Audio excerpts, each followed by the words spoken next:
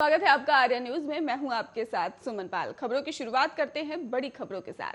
दुनिया corona virus के संक्रमण से पूरी तरह से प्रभावित हो रही है और वहीं अब डेल्टा के बाद सामने आया ओमिक्रॉन वेरिएंट तेजी से फैल रहा है। संयुक्त राज्य अमेरिका में वर्तमान में ओमिक्रॉन का संक्रमण डेल्टा की तुलना में ही तेजी से फैल रहा है। अधिकांश अनुमानों ने बताया है कि ये बताया जा रहा है कि ओमिक्रॉन के लगातार तेजी से सामने आ रहे मामलों ने डेल्टा वेरिएंट को पीछे छोड़ दिया है।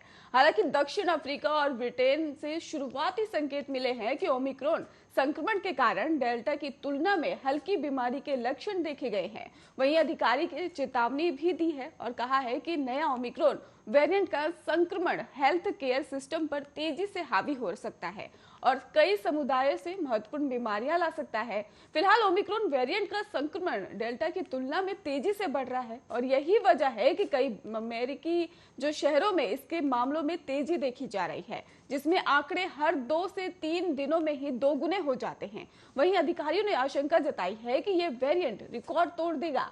अमेरिका में भी अभी तक औसत दैनिक मामलों का उच्च स्तर की अगर बात की जाए तो 2,51,232 था, जो जनवरी में ही निर्धारित किया गया था। वहीं कुछ अनुमानों के अनुसार बताया जा रहा है कि संयुक्त राज्य अमेरिका में साल के अंत से पहले एक ही दिन में 10 लाख मामले सामने आ सकते हैं। फिलहाल वैज्ञानिक अभी भी ओमिक्रॉन को खतरे के समझने की कोशिश करने में लगे हुए हैं और आपको बता दें कि इसको लेकर कई अध्ययन भी किए जा रहे हैं। ओमिक्रॉन वेरिएंट के संक्रमण का प्रभाव हल्का हो सकता है और वहीं वैज्ञानिकों ने चेतावनी भी दी है कि ओमिक्रॉन के कारण ज्यादा संख्या में संक्रमण होने की दशा में ही अस्पताल में भर्ती होने की वाले की संख्या बढ़ सकती है, जो कि परेशानी का सबब बन सकता है।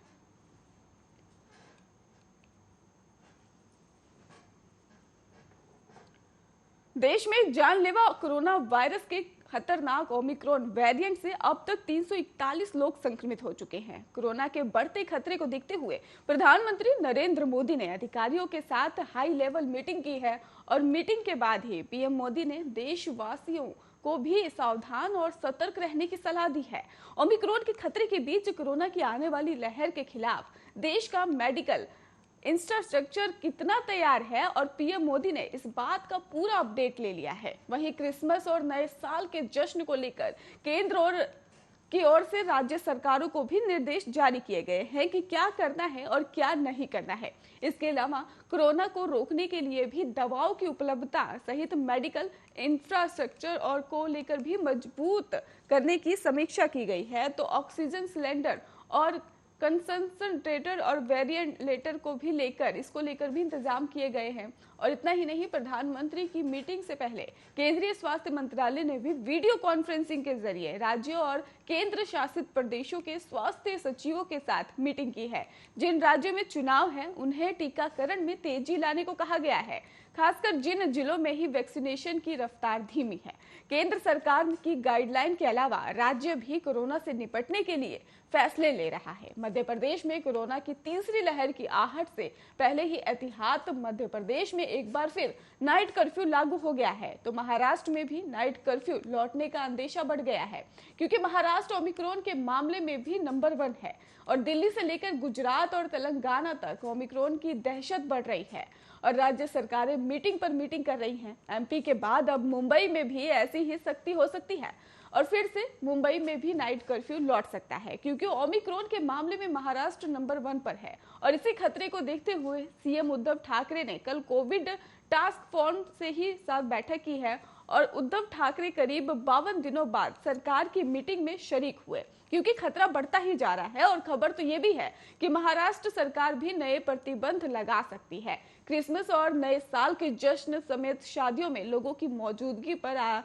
नजर बनी होगी और गाइडलाइन का भी पालन करना अनिवार्य हो सकता है।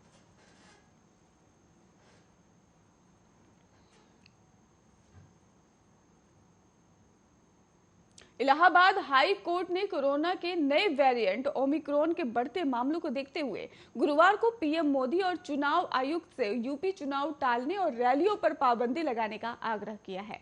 और आपको बता दें कि इलाहाबाद हाईकोर्ट ने कहा है कि राजनीतिक पार्टियों से कहा जाए वो चुनाव प्रचार टीवी और समाचार पत्रों के माध्यम से ही करें।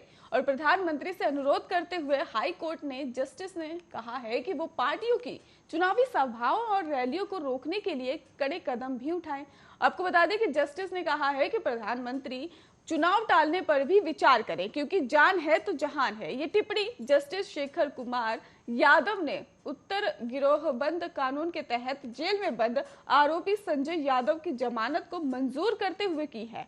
आपको यह भी बता दें कि संजय यादव के खिलाफ इलाहाबाद के थाना कैंटेरिया में मुकदमा दर्ज है। हाईकोर्ट ने जमानत मंजूर करते हुए कहा कि आज इस न्यायालय के समक्ष लगभग 400 मुकदमे सूचीबद्ध हैं और इसी प्रकार से नित्य मुकदमों और इस न्यायालय के समक्ष ही सूचीबद्ध होते हैं, और जिसके कारण अधिक संख्या में वकील उपस्थित होते हैं और उनके बीच किसी भी प्रकार की सोशल डिस्टेंसिंग नहीं होती है। वकील आपस में ही नजदीक खड़े होते हैं, जबकि कोरोना के नए वेरिएंट ओमिक्रॉन के मरीज बढ़ते ही जा रहे हैं और तीसरी लहर आने की संभावना है। हाईकोर्ट ने कहा कि दैनिक समाचार पत्र के अनुसार 24 घंटे में 6000 नए मामले मिले हैं और 318 लोगों की मौत हुई है। उन्होंने कहा कि ये समस्या दिन प्रतिदिन बढ़ती ही जा रही है। इस भयावह महामारी को देखते हुए ही आपको बता दें कि आयरलैंड, जर्मनी और स्कॉटलैंड जैसे देशों ने भी पूर्ण या आंशिक लॉकडाउन लगा दिया है। ऐसी दशा में ही registrar general high court Allahabad से आग्रह है कि वो इस विकट स्थिति से निपटने के लिए नियम जरूर बनाएं।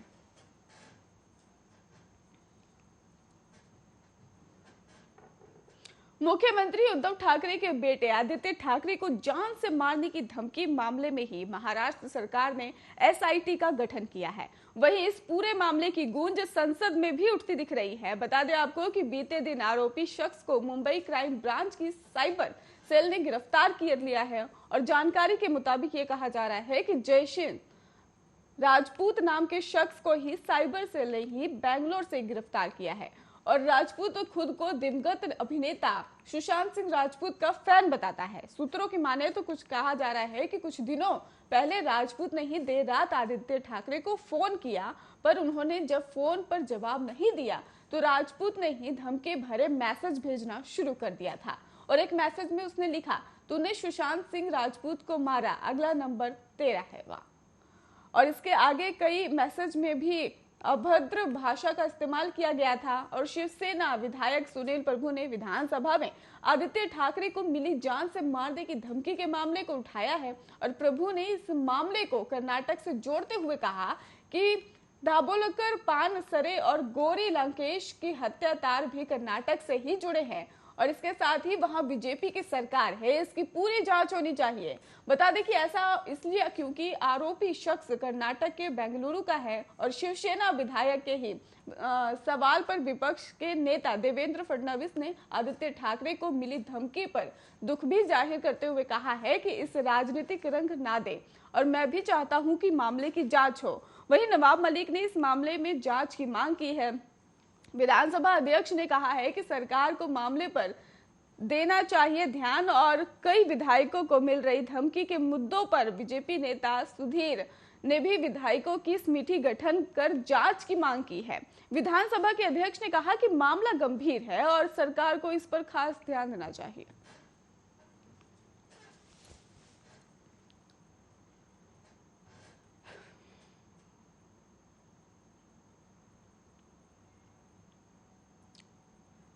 लुधियाना की एक अदालत में गुरुवार को ब्लास्ट हुआ, जिसमें 2 शख्स की मौत हो गई है और 4 लोग घायल हो गए हैं। ब्लास्ट लुधियाना जिला कोर्ट के परिसर की दूसरी मंजिल के वॉशरूम में हुआ है और घटना की जानकारी मिलते ही पुलिस मौके पर पहुंच गई और इसे उच्च जांच और ब्लास्ट बताया जा रहा है। आपको बता दें कि कोर्ट रूम में ही रीडर्स कमरे हैं और इसके करीब वॉशरूम था, वहां ब्लास्ट हुआ है। इस घटना में 2 शख्स की मौत की पुष्टि हो चुकी है। जिस वक्त ये धमाका हुआ, कोर्ट परिसर में वकीलों समेत काफी लोग मौजूद थे।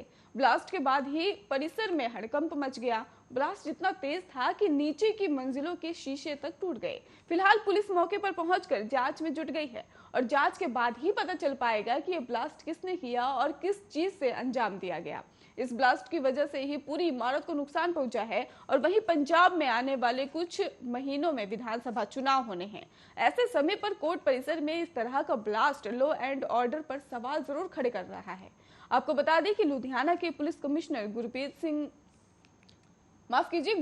सिंह भुल्लर ने कहा है कि 2 की मौत हो गई है और 4 लोग जख्मी हैं। घायलों को इलाज के लिए जिला अस्पताल में भर्ती करवा दिया गया है। धमाका कोर्ट की दूसरी मंजिल पर बाथरूम में हुआ है और बाथरूम के साथ ही रिकॉर्ड रूम था और कमिश्नर ने बताया कि बम निरोधी दस्ता और फोरेंसिक टीमें मौके पर पहुंची हुई हैं और घबराने की बात नहीं है। हम तहरीर से ही जांच कर रहे हैं और फिलहाल इलाके को भी सील कर दिया गया है।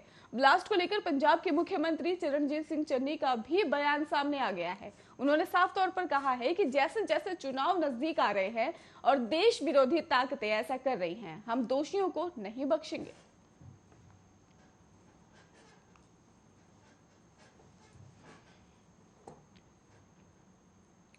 उत्तराखंड कांग्रेस के विवाद को खत्म करने के लिए कांग्रेस आला कमान सक्रिय हो गया है। वहीं सूत्रों की माने तो नाराज हरीश रावत से कांग्रेस के शीर्ष नेतृत्व ने संपर्क किया और नाराजगी दूर करने का भरोसा दिया है। आपको बता दें कि केरल से लौटकर राहुल गांधी शुक्रवार को उत्तराखंड के नेताओं से मिल सकते हैं और जिसमें हरीश रावत के भी मौजूद रहने की संभावना बताई जा रही है। मुख्यमंत्री चेहरा बनाए जाने टिकट बंटवारे में पर्याप्त भागीदारी को लेकर हरीश रावत पार्टी पर दबाव बना रहे हैं और प्रभारी देवेंद्र यादव के तौर पर तरीकों से भी उन्हें शिकायत है। बात नहीं बनी तो 5 जनवरी को हरीश रावत देहरादून में कोई बड़ा ऐलान कर सकते हैं। रावत समर्थकों को देहरादून में इकट्ठा होने को भी कहा गया है और रावत कैंप का दावा है कि अपेक्षा से नाराज होकर ही हरीश रावत 5 जनवरी को राजनीति से संन्यास लेने का ऐलान कर सकते हैं। और हरीश रावत के साथ ही प्रीतम सिंह, राज्य के कांग्रेस अध्यक्ष गणेश गोदियाल, पार्टी नेता यशपाल आर्य भी आज दिल्ली पहुंचेंगे। हरीश रावत के तेवर बुधवार को बगावती नजर आए और उन्होंने ट्वीट कर अपनी ही पार्टी की कार्यशैली पर सवाल उठा दिए। उन्होंने सियासी हलकों में कहा हड़कंप मचा दिया है इसको लेकर। आपको बता दें कि और उनका मन सब कुछ छोड़ने को कर रहा है।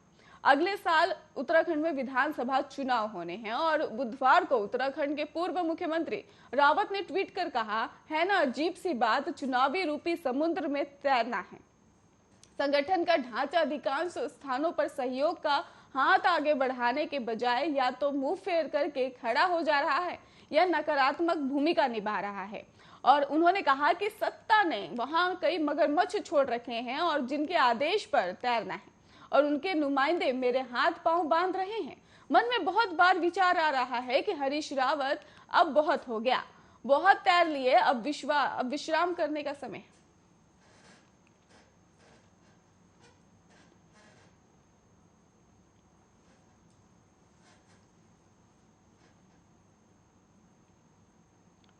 दिल्ली की निचली अदालत ने महाराष्ट्र के पूर्व गृह मंत्री अनिल देशमुख को सीबीआई की प्रारंभिक जांच में कथित तौर पर क्लीन चिट देने वाली रिपोर्ट लीक होने में ही भूमिका की जांच करने पर एजेंसी को निर्देश दिया है।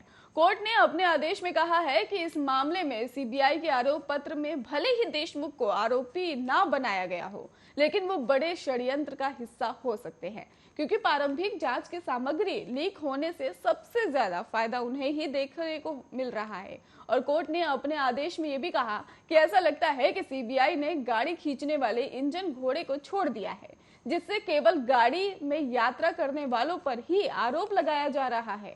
हालांकि इंजन या घोड़े द्वारा खींचे बिना गाड़ी की सवारी या साजिश संभव नहीं होती। साफ तौर पर कई सबूतों होने के बावजूद ऐसा लगता है कि सबसे अच्छी तरह से ज्ञात कारणों को जानते हुए भी सीबीआई ने केवल जरियों को ही आरोपी बनाया है, जबकि डोर थामने वाले दिमाग या मास्टरमाइंड व्यक्ति को छोड़ दिया गया है। इसलिए सीबीआई को निर्देश दिया जाता है कि इस मामले में अनिल देशमुख की भूमिका की पूरी तत्परता के साथ और सावधानी पूर्वक ही एक समयबद्ध तरीके से जांच की जाए।